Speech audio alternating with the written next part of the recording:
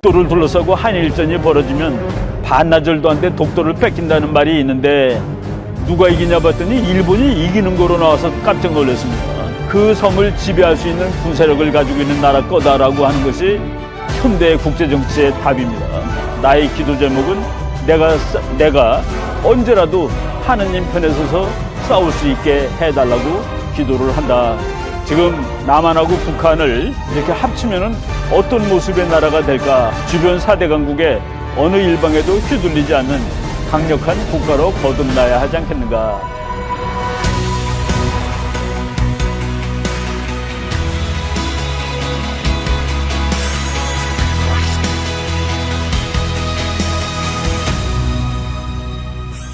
오늘은 첫 시간이기 때문에 이제 세상을 보는 관점, 이론이라고 그러면 여러분 좀 복잡해 보이지만은 전혀 놀랍거나 겁먹을 필요는 없습니다. 아주 쉽게 제가 설명을 해드리기로 하겠습니다. 우리나라는 일단 다른 나라하고 좀 달라요. 국제정치적으로 아주 좀 어려운 편에 있는 나라입니다. 제가 이제 국제정치를 오랫동안 공부하고 제가 이제 국제정치에 관한 교과서도 썼는데 저는 그 대한민국 모든 국민들이 국제정치를 필수 과목으로 공부를 해야 된다라고 주장을 했습니다. 왜냐하면은 우리나라가 살아가는 환경이 다른 어느 나라보다도 어렵기 때문에 그렇습니다. 여러분들이 아마 이제 지도를 보게 되실 겁니다. 세계에서 한국처럼 불리한 지정학적 환경에 처한 나라는 없다고 말씀드려도 됩니다. 미국의 아주 유명한 교수 한 분이 그러시더라고요. 한국은 세계에서 폴란드와 비슷한 정도로 불리한 지정학적 위치에 놓여 있다. 이렇게 얘기를 해요. 그래서 우리 그 지도를 보시면은 우리 바로 위에는 북한이 있습니다. 그리고 우리 바로 옆에는 중국과 일본이 있습니다.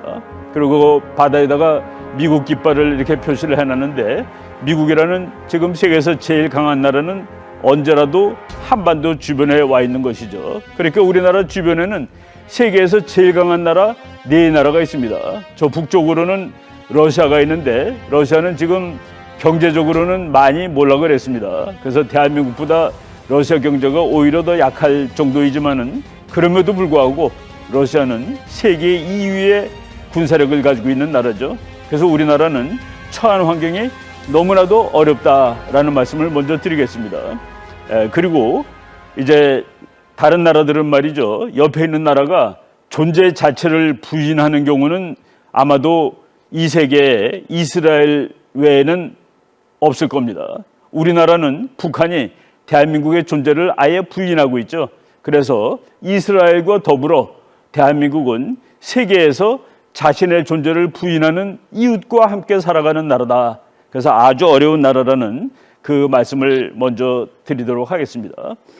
그래서 제가 이제 학생들한테 강의할 때 대한민국은 가히 세계 최악의 지정학적 우범지대에서 살고 있는 나라다라고 얘기를 합니다. 우리가 이제 역사를 보면은 남한테 침략을 받은 그런 역사들이 다 기록이 되는데 우리나라는 아마도 세계 어느 나라보다도 침략을 받은 횟수가 많습니다. 조선과 고려가 외국으로부터 침략받은 횟수가 1000번에서 단 4번 모자른 996번이다 라고 써 있는 것을 본 기억이 나는데 그토록 한국이 지정학적으로 어려운 지역이다 라고 이제 말씀을 드리는 겁니다. 그런데 우리나라가 120년 전에는 나라를 아예 잃어버렸습니다. 나라가 없어졌죠. 그런데 혹시 지금 21세기 지금 20년이 지났는데 지금 그 120년 전하고 비슷한 상황 아닌가 하고 우려하는 그런 전문가들이 많습니다. 저는 이 시간을 통해서 우리의 힘을 늘리는 것이 가장 중요하죠. 그래야지 나라를 지킬 수 있으니까. 그 다음에는 이제 우리는 지금 미국과 동맹국입니다. 이 세계 어느 나라도 혼자 국가 안보를 다 하지는 못하죠. 그래서 우리는 우리의 힘을 늘리고 그리고 한미동맹이라는 그 안전장치를 더욱 발전시켜가지고 한반도를 그 안보를 유지하고 통일을 할 수 있는 그런 기회를 만들어야 된다라고 말씀을 드리겠습니다. 이 우리나라 넓이가 땅덩어리 넓이로 대한민국은 세계 107등입니다. 그리고 우리나라 인구는 세계 25등이에요. 그렇기 때문에 우리나라가 지금 이뤄낸 국력은 정말로 자랑스러운 국력이라고 말씀을 드릴 수 있습니다. 그럼에도 불구하고 우리나라 주변에 있는 나라들 경제력을 보니까 미국, 중국, 일본이 각각 세계 1, 2, 3위에 해당되는 대단한 국력을 가지고 있습니다. 그래서 우리나라가 지금 2020년에 세계 10위가 됐음에도 불구하고 이 동네에서는 경제력이 제일 약한 편에 들어간다라고 말씀을 드리는 거죠. 그리고 군사력이 또 중요하죠. 군사력이 중요한데 대한민국 군사력은 지금 세계 10위 정도 됩니다. 자료에 따라서 우리나라는 세계 9위 이렇게 올라가는 경우도 있는데 우리나라 옆에 있는 나라들 한번 보겠습니다. 미국 항상 와 있으니까 물론 미국은 우리 편이지만은 제가 그 설명을 위해서 미국도 이제 따로 객관적으로 말씀을 드리는 겁니다. 미국은 세계에서 제일 군사력이 강한 나라죠. 러시아 경제력으로는 조금 지금 어려운 상황이지만은 어느 나라 못지않은 대단한 군사력을 가지고 있습니다. 중국 역시 경제가 발전함에 따라서 엄청나게 군사력을 늘리고 있습니다. 그래서 미국과 러시아, 중국은 모두 세계 5대 핵 보유국에 들어가고 있습니다. 그리고 북한은 지금 비록 경제력은 파탄나 있는 상황이지만은 군사력은 북한도 핵을 가지고 있는 나라고 대한민국을 공격하기에는 충분한 양을 이미 가지고 있다라고 말씀을 드릴 수가 있습니다. 그래서 경제력으로 군사력으로 우리가 처한 상황이 녹록하지 못하다 하는 그 말씀을 드린 근거를 제가 이제 여러분들한테 제공을 한 것입니다.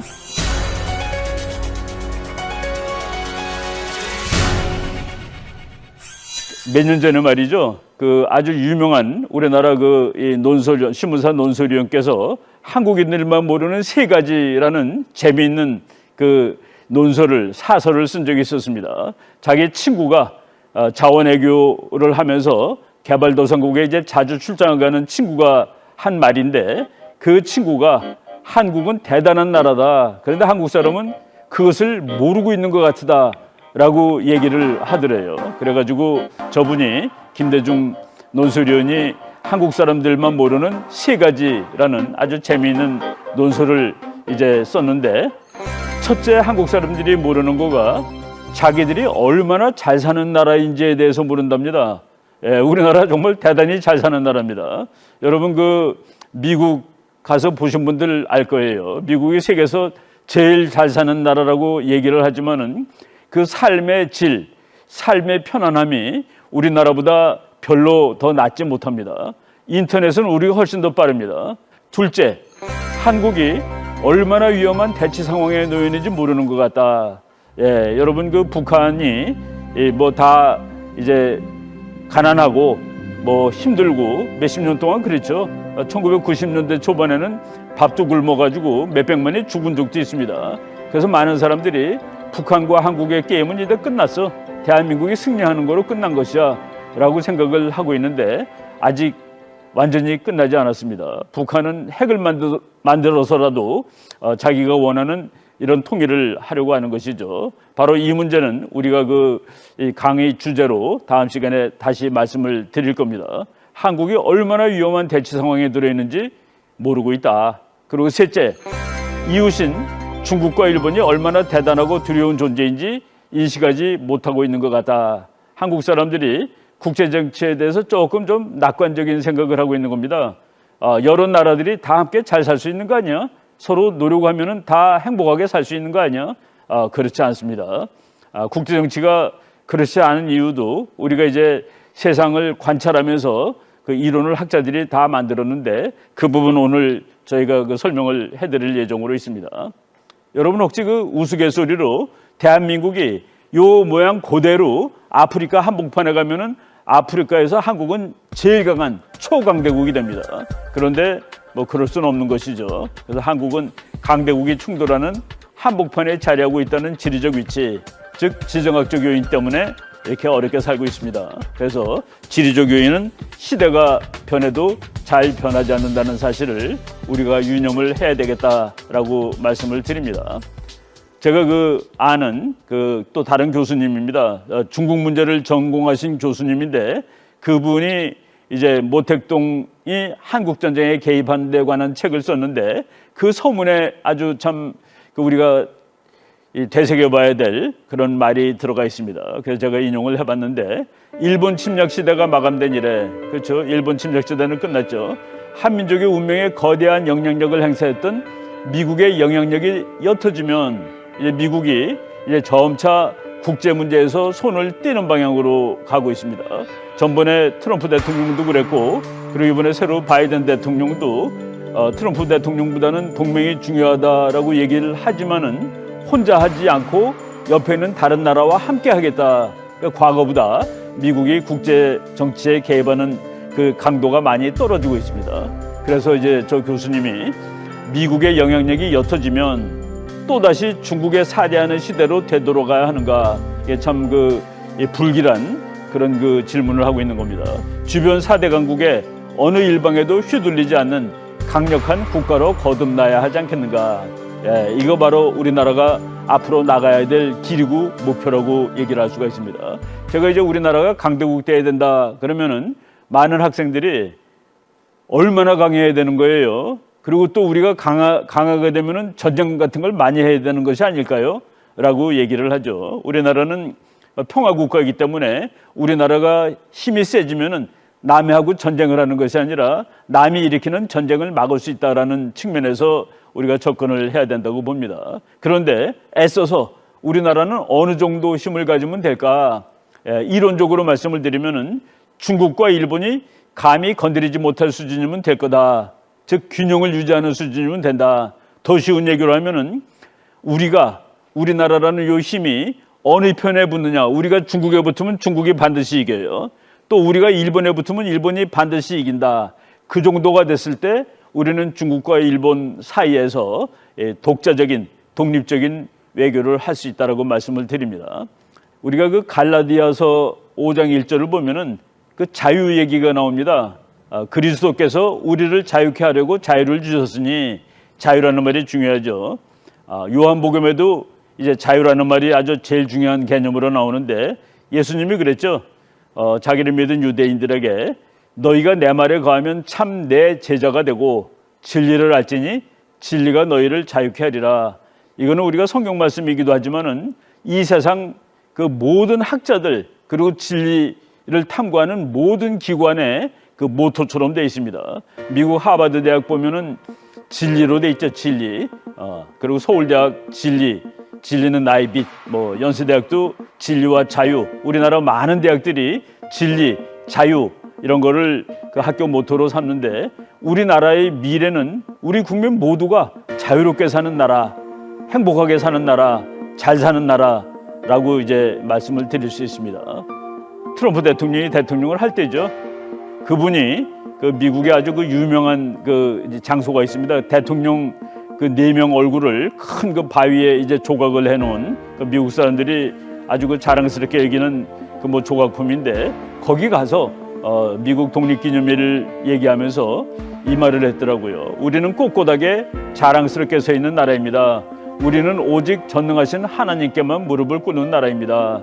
바로 이처럼 그 국가를 이끌어가는 정신이 있는 나라입니다. 그런 나라들, 국가 목표가 분명한 나라들, 이런 나라들은 잘 살고 국가 안보를 유지할 수 있다라고 말씀을 드릴 수가 있을 것 같습니다.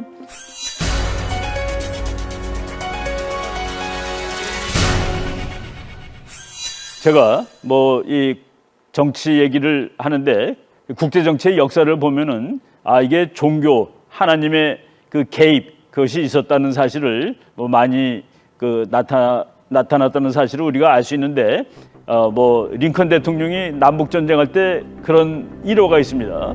남북 전쟁을 하는데 북군이 계속 지고 있었습니다. 북군이 이제 링컨 대통령의 편이죠.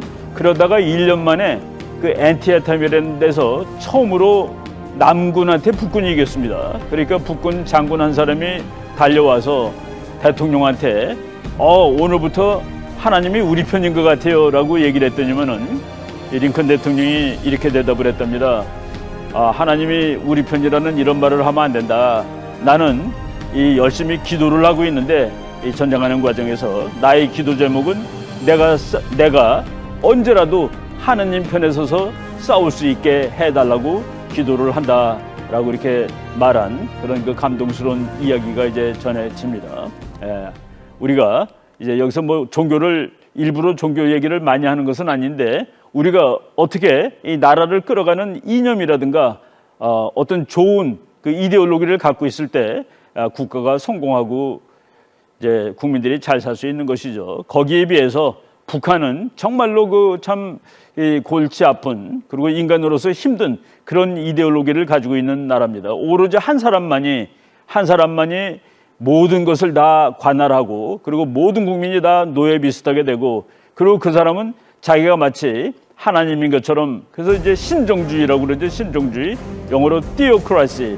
북한에서는 대통령 북한은 대통령이 아니라 주석이라고 그러지만은 김정은이 마치 그 신처럼 대우를 받는 그런 나라고 모든 사람이 이제 노예처럼 살고 있는 그런 것은 좋은 올바른 체제가 아니라고 얘기를 합니다. 지금 제가 이제 우리나라가 강대국이 될 수 있는 방법이 아주 좋은 방법이 있는데 통일하면 됩니다. 통일을 하면은 우리나라가 어느 정도로 강한 나라가 될까? 제가 말이죠. 지금 남한하고 북한을 이렇게 합치면은 어떤 모습의 나라가 될까라는 것을 이제 뭐 오랫동안 연구도 하고 생각을 해봤습니다. 한국이 통일하면은 우리나라가 이제 21세기 이내에 당연히 통일을 하겠죠.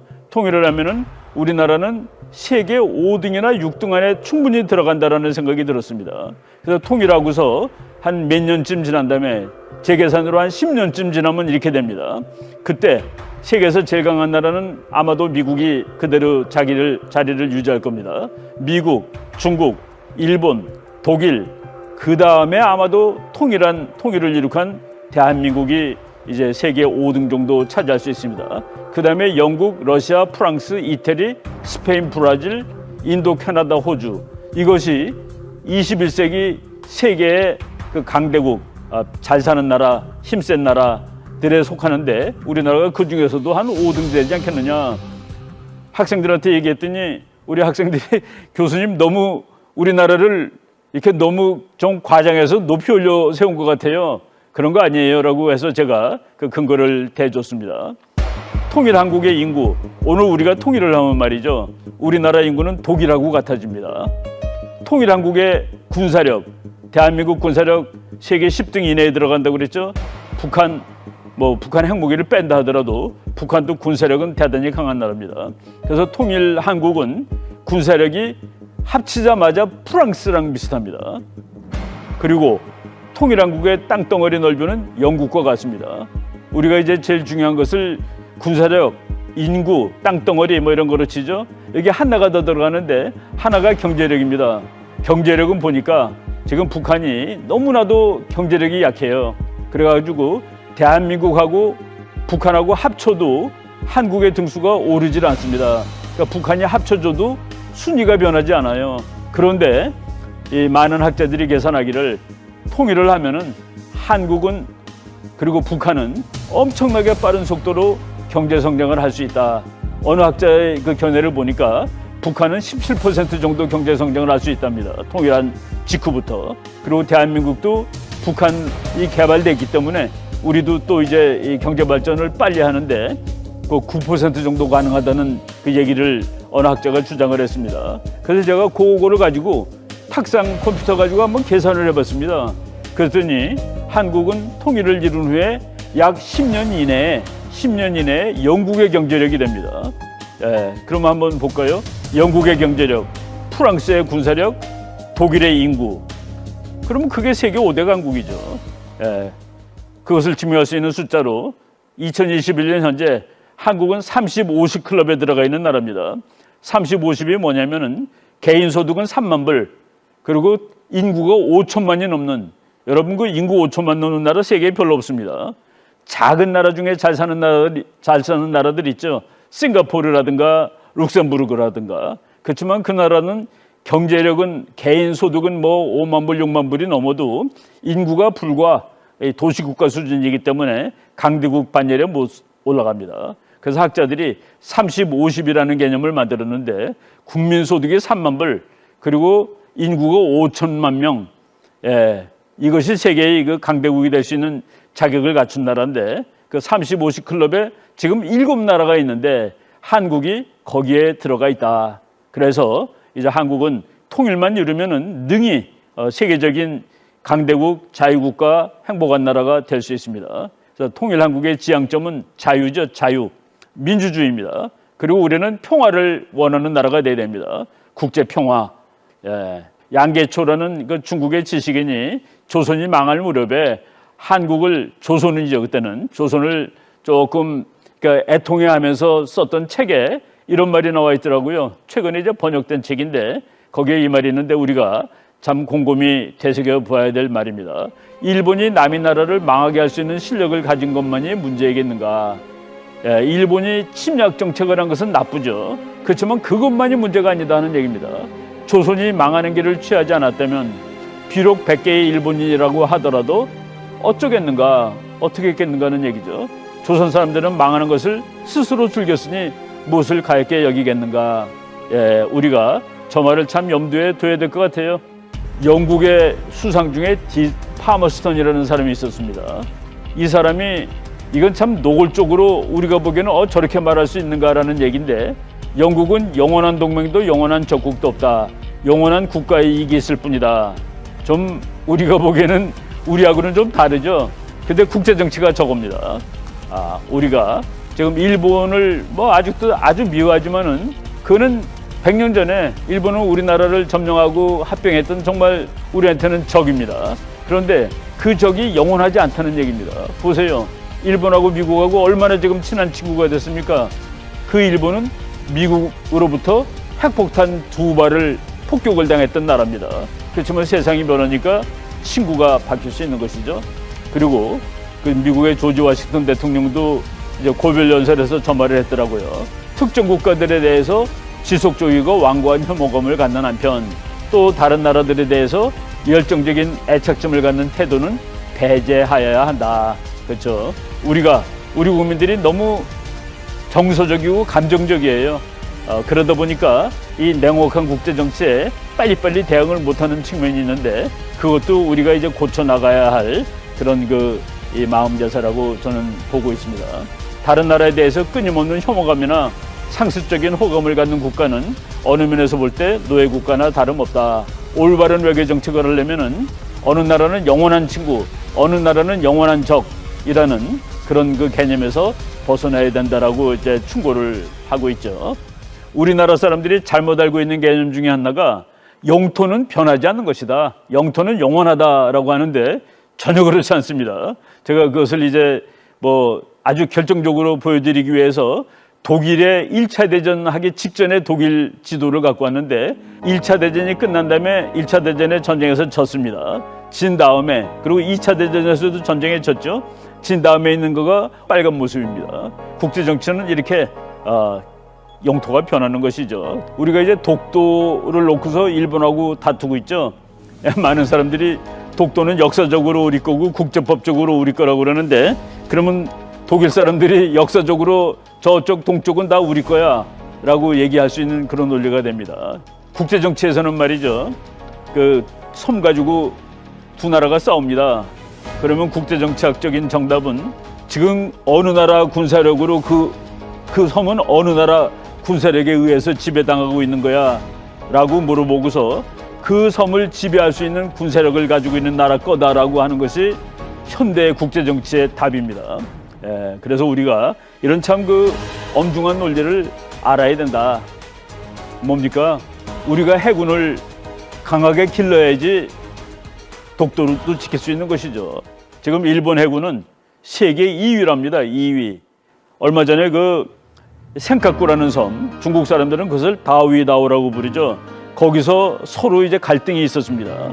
2012년부터 갈등이 시작돼가지고 지금도 양국 군함이 그 섬에 가서 이제 서로 으르렁거리고 있는데 미국의 그 전문가들이 한번 컴퓨터를 돌려봤어요. 컴퓨터를 돌려보고 누가 이기냐 봤더니 일본이 이기는 거로 나와서 깜짝 놀랐습니다. 그래서 일본은 지금 자위대라는 군대도 아닌 군대를 가지고 있음에도 불구하고 이미 해군은 미국 다음으로 강한 나라가 되었다. 우리가 일본하고 싸우고 그러는 것은 아닙니다. 다 이웃 친구끼리 잘 지내고 그래야 되지만은 언제든지 옆에 있는 나라들은 무섭고 두렵죠. 그래서 거기에 대한 그 지킬 수 있는 능력을 우리가 한시라도 소홀히 하면 안 된다라는 말씀을 드리고 오늘 그 첫 번째 강의는 말씀을 드리겠습니다.